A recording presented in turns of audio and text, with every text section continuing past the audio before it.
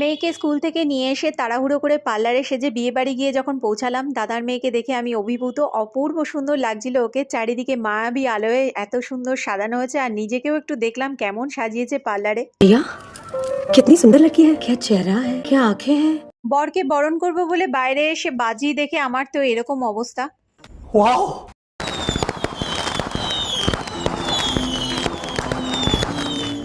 এরপর যথা সময়ে হবু জামাই আসায় বৌদি খুব সুন্দর করে বরণ করে নিল, দেখতে খুব ভালো লাগছিল।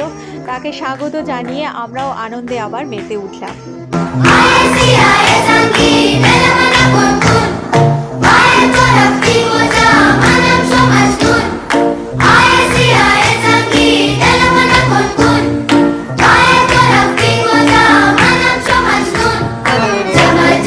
বিয়েবাড়ির পরের পার্টটা দেখাবো নেক্সট ব্লগে। তো বন্ধুরা, চ্যানেলটা ভালো লাগলে সাবস্ক্রাইব করে দিও। আজকের মতো টাটা।